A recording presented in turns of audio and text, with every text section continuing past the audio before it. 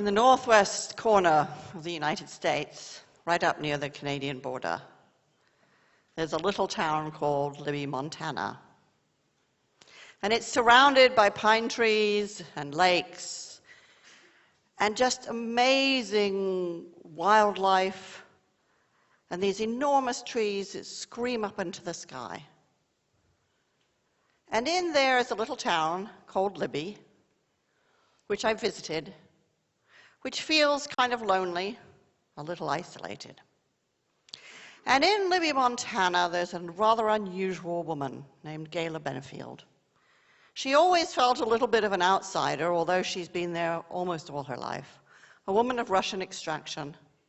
She told me that when she went to school, she was the only girl who ever chose to do mechanical drawing.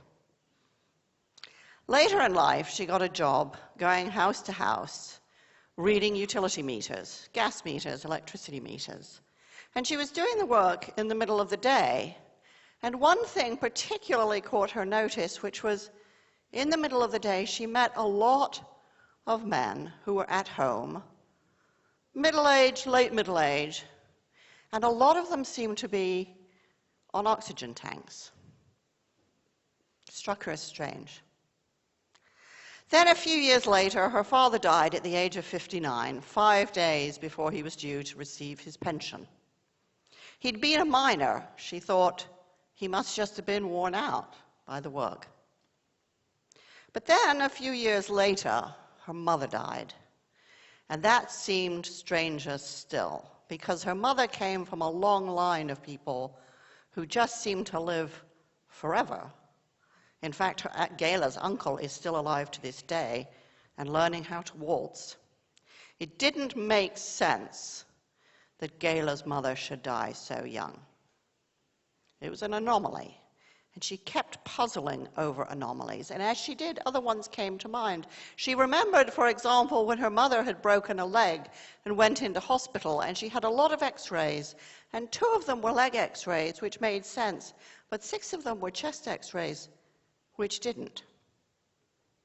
She puzzled and puzzled over every piece of her life and her parents' life, trying to understand what she was seeing. She thought about her town. The town had a vermiculite mine in it. Vermiculite was used for soil conditioners to make plants grow faster and better. Vermiculite was used to insulate lofts, huge amounts of it put under the roof to keep houses warm during the long Montana winters. Vermiculite was in the playground, it was in the football ground, it was in the skating rink. What she didn't learn until she started working this problem is vermiculite's a very toxic form of asbestos. When she figured out the puzzle, she started telling everyone she could what had happened, what had been done to her parents, and to the people that she saw on oxygen tanks at home in the afternoons. But she was really amazed. She thought, when everybody knows, they'll want to do something. But actually, nobody wanted to know.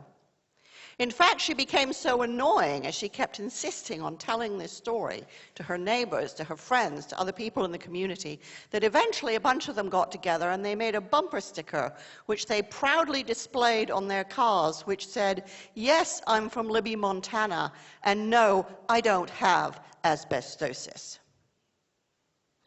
But Gayla didn't stop. She kept doing research. The advent of the internet definitely helped her. She talked to anybody she could. She argued, and finally she struck lucky when a researcher came through town studying the history of mines in the area, and she told him her story. And at first, of course, like everyone, he didn't believe her, but he went back to Seattle and he did his own research, and he realized that she was right. So now she had an ally.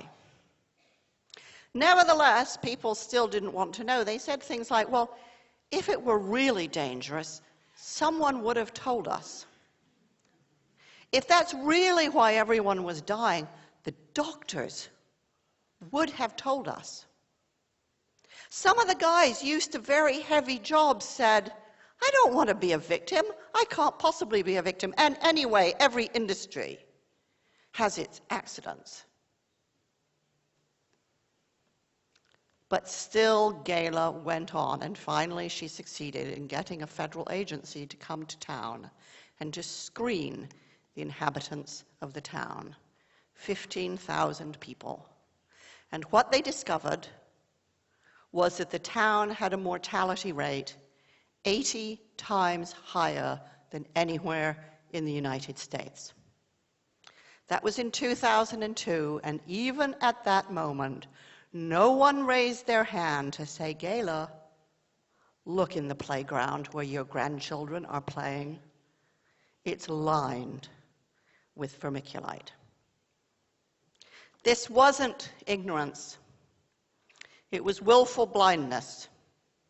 Willful blindness is a legal concept which means if there's information that you could know and you should know, but you somehow manage not to know, the law deems that you're willfully blind. You have chosen not to know. There's a lot of willful blindness around these days.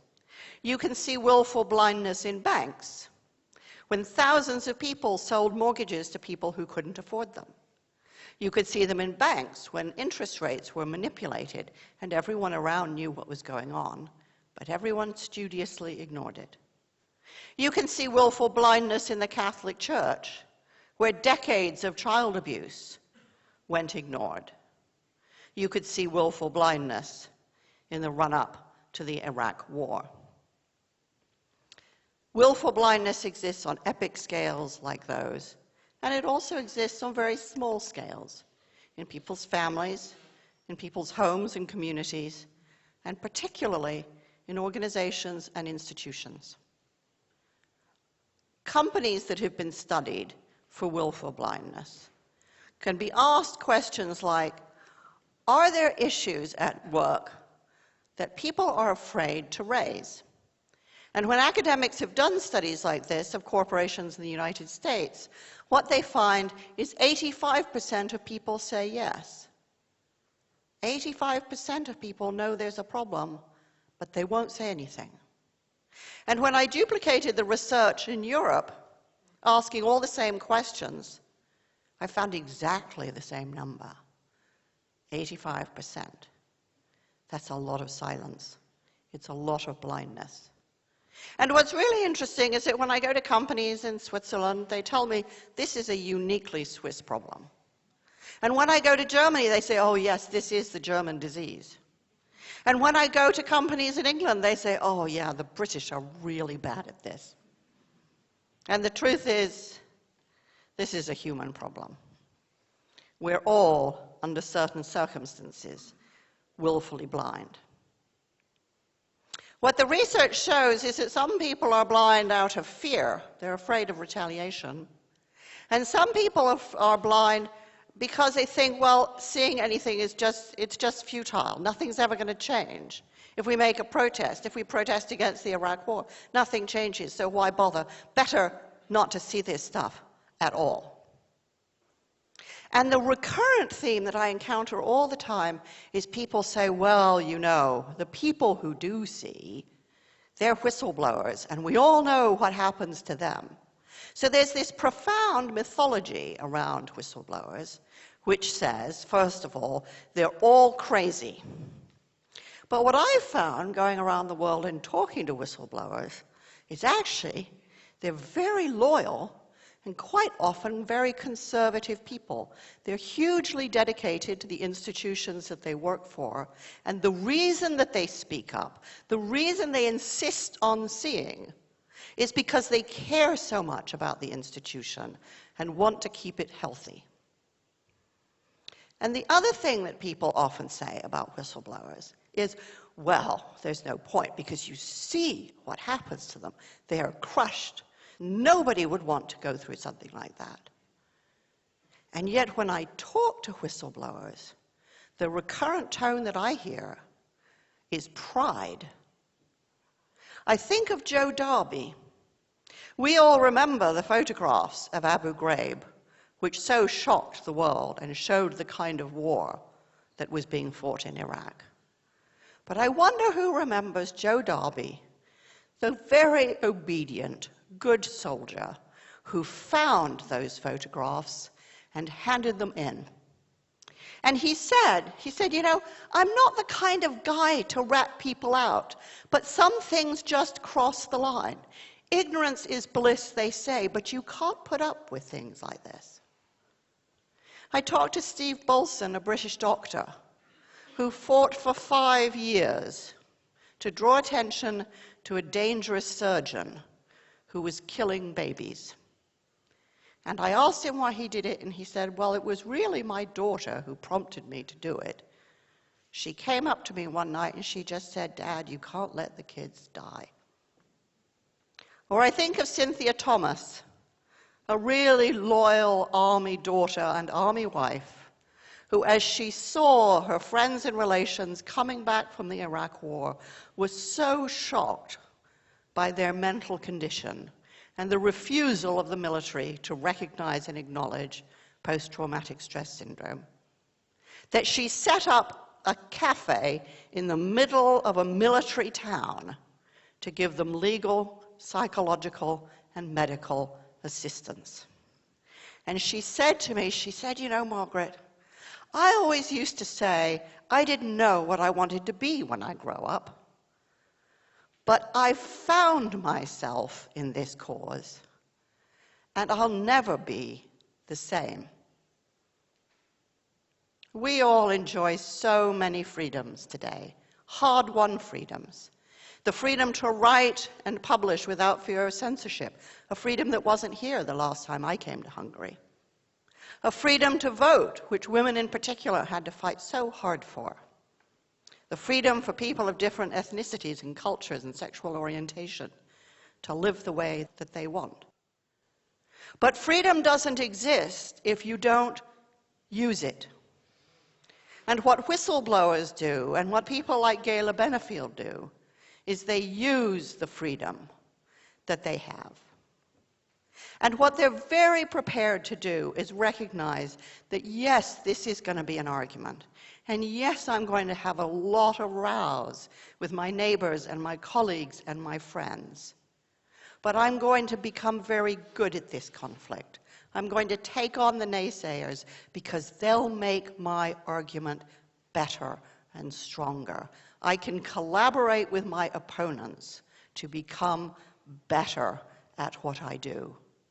These are people of immense persistence, incredible patience, and an absolute determination not to be blind and not to be silent. When I went to Libby, Montana, I visited the asbestosis clinic that Gayla Benefield brought into being, a place where at first some of the people who wanted help and needed medical attention went in the back door because they didn't want to acknowledge that she'd been right. I sat in a diner and I watched as trucks drove up and down the highway, carting away the earth out of gardens and replacing it with fresh, uncontaminated soil. I took my 12-year-old daughter with me because I really wanted her to meet Gayla. And she said, why? What's the big deal?